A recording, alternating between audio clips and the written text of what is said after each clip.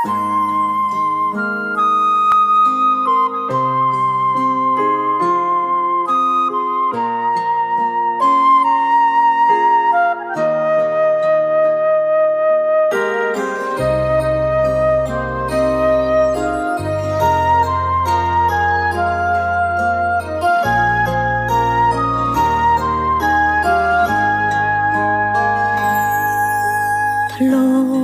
ប់សន្យាថាមិន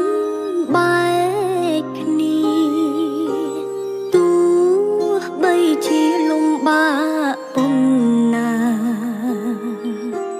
ប្រឹងតស៊ូប្រឹងរក្សាស្នេហាថែមស្បត់ថាមិនទៅណាចោលគ្នាប្រើ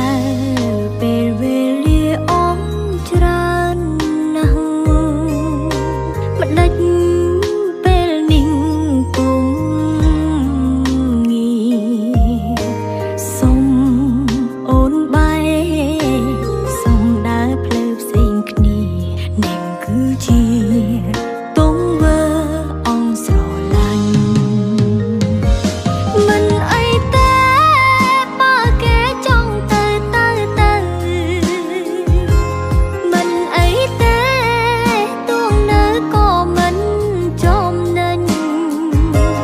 មានឈ្មោះជាសងសារតែមិនដែលស្រឡាញ់មិនមែនដេញ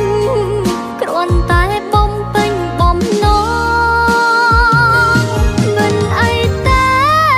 ទៅចង់បើសិនអងចិត្តព្រមការពិតជីវិតមិនជាប់គ្នាផង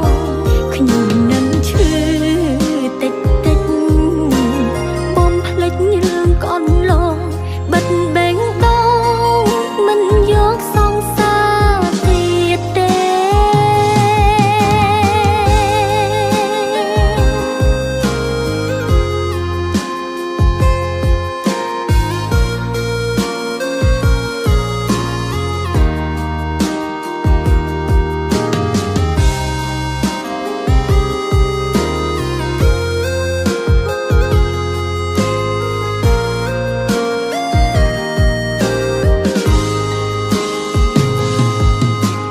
ប្រើ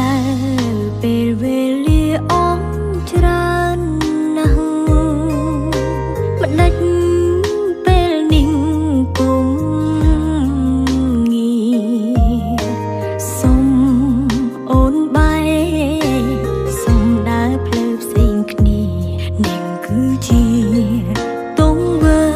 អងស្រឡាញ់មិនអីទេបើគេចង់ទៅ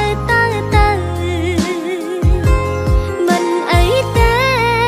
ទួងនៅក៏មិនចំណេញមានឈ្មោះជាសងសារតែមិនដែលស្រឡាញ់មិនមែនដេញ